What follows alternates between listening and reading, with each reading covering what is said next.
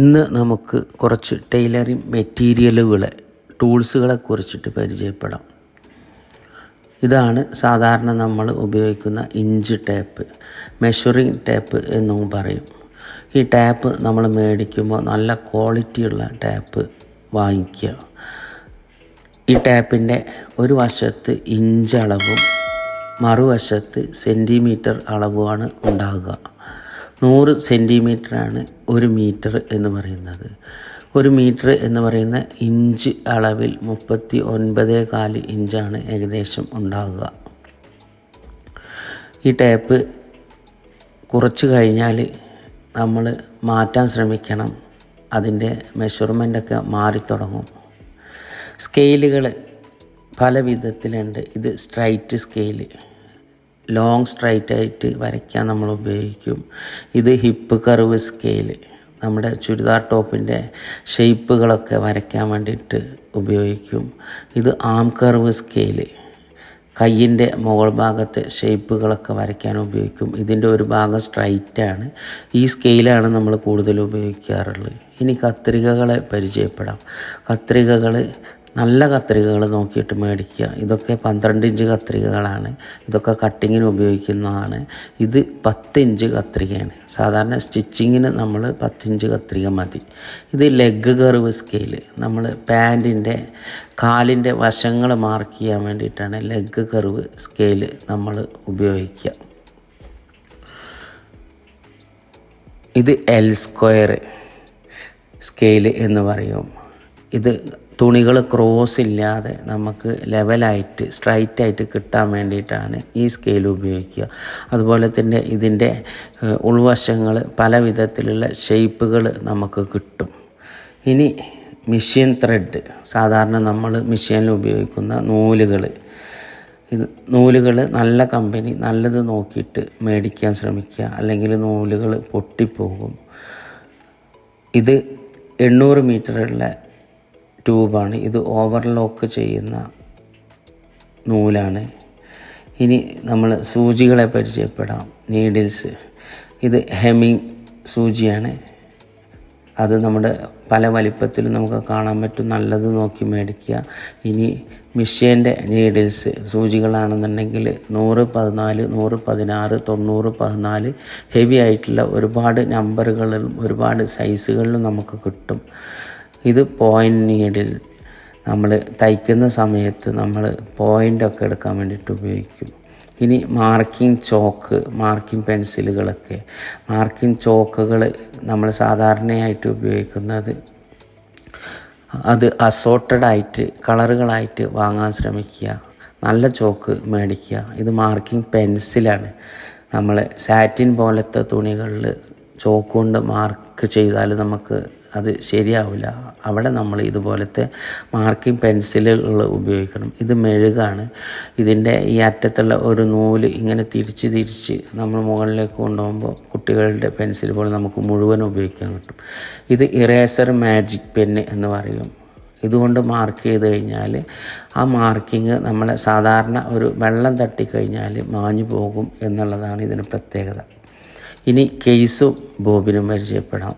ബോബിന് പല വിധത്തിലുണ്ട്. സിംഗിൾ മെഷീന് ഒരു ടൈപ്പ് ബോബിനാണ്, കുറച്ച് കനമുള്ള ടൈപ്പ്. ഹൈ സ്പീഡിനും പവർ മെഷീനൊക്കെ കുറച്ച് കനം കുറഞ്ഞിട്ടുള്ളതാണ്. ഇത് ബോബിൻ വൈൻഡർ. നമ്മൾ ബോബിൻ ഇതുപോലെ ഇതിൽ കുടുക്കിയിട്ട് ബാലൻസ് വീലിൽ വെച്ചിട്ട് അതിൻ്റെ അടുത്ത് വെച്ചിട്ട് നമ്മൾ നൂല് ചുറ്റാനുള്ളത്. ഇത് ട്രേസിങ് വീല്, മാർക്കിംഗ് വീല് എന്നും പറയും. നമ്മൾ തുണി മടക്കിയിട്ടിട്ട് അരികിലൂടെ മാർക്ക് ചെയ്യണത്. ഇത് നീഡിൽ ത്രെഡർ, നമ്മൾ സൂചിയിൽ നൂല് കോർക്കാൻ പ്രയാസമുള്ളവർക്ക് ഈ ഒരു അറ്റം ഭാഗം സൂചിയിലൂടെ കടത്തിവിട്ട് നൂല് ഇങ്ങോട്ട് തിരിച്ച് വലിച്ചെടുക്കുന്ന ഒരു ഉപകരണം. ഇത് ഫിംഗർ തിമ്പിൾ, നമ്മൾ ഹെമ്മിങ് ചെയ്യുന്ന സമയത്ത് നമ്മളുടെ വിരലിൽ സൂചി തട്ടാതിരിക്കാൻ വേണ്ടിയിട്ട് ഉപയോഗിക്കുന്നത്. ഇത് സീം റിപ്പർ പല വിധത്തിലും പല വലിപ്പത്തിലുണ്ട്. നല്ല സാധനങ്ങൾ നോക്കിയിട്ട് മേടിക്കുക. ഇത് ആം ഹോൾ ഫ്രഞ്ച് കർവ്, നമ്മൾ റിഗാളിൻ്റെ സൈഡ് ഭാഗങ്ങൾ ആ കർവൊക്കെ വരച്ചെടുക്കാൻ വേണ്ടിയിട്ടാണ് ഇത് ഉപയോഗിക്കുക. കഴുത്തിൻ്റെ ഷേപ്പ് മാർക്ക് ചെയ്യാനും ഇത് ഉപകരിക്കും. ഇത് ഫ്രഞ്ച് കർവ്. കഴുത്തിൻ്റെ ഡിസൈനുകളൊക്കെ പല വിധത്തിലുള്ള ഷേപ്പുകളൊക്കെ വരച്ചെടുക്കാൻ വേണ്ടിയിട്ടാണ് ഈ ഫ്രഞ്ച് കർവ് ഉപയോഗിക്കുന്നത്. ഇത് ട്രിമ്മർ, ത്രെഡ് കട്ടർ എന്നും പറയും. നമ്മൾ കത്രികക്ക് പകരം സ്റ്റിച്ച് ചെയ്യുന്ന സമയത്ത് നൂല് കട്ട് ചെയ്യാൻ ഉപയോഗിക്കുന്നത്. ഇനി പ്രഷർ ഫൂട്ടുകൾ പല വിധത്തിലുണ്ട്. ഇത് സാധാരണ പ്രഷർ ഫൂട്ട്, അതുപോലെ തന്നെ ഇത് ഇൻ്റർലോക്ക് ചെയ്യുന്ന പ്രഷർ ഫൂട്ട്. മറ്റൊന്ന് ഇൻവൈസിബിൾ സിബ് വെക്കാൻ ഉപയോഗിക്കുന്ന സിംഗിൾ ഫുട്ട്. ഇത് ലെഫ്റ്റും റൈറ്റും ഉണ്ടാകും കേട്ടോ. അതുപോലെ തന്നെ ഇൻവൈസിബിൾ സിബ് വെക്കാൻ പുതിയ പ്രഷർ ഫുട്ട് വേറെ ഉണ്ട്. ഇത് സെറ്റ് സ്ക്വയർ, നമ്മൾ ക്രോസ് വരാതെ വരച്ചെടുക്കാൻ, അതുപോലെ തന്നെ ഷേപ്പുകളൊക്കെ വരച്ചെടുക്കാൻ, നമ്മൾ നോട്ട്ബുക്കിൽ ചെറിയ സൈസായിട്ട് നമ്മൾ പാറ്റേണുകളൊക്കെ വരച്ചെടുക്കാൻ ഉപയോഗിക്കും. ഇത് പേപ്പർ ക്യാൻവാസ്, നമ്മൾ കഴുത്തിന് ഉള്ളിൽ ഇൻ്റർഫേസായിട്ട് ഉപയോഗിക്കുന്നതാണ് പേപ്പർ ക്യാൻവാസ്, കനം കിട്ടാൻ വേണ്ടിയിട്ട്. ഈ ക്യാൻവാസ് പല വിധത്തിലുണ്ട്. കോളറിന് ഉപയോഗിക്കുന്നത്, കഫിന് ഉപയോഗിക്കുന്നത്, അതുപോലെയൊക്കെ ഉണ്ട്. ഇനി സിബ്, അത് പല വലിപ്പത്തിലും പല വിധത്തിലും ഉണ്ട്.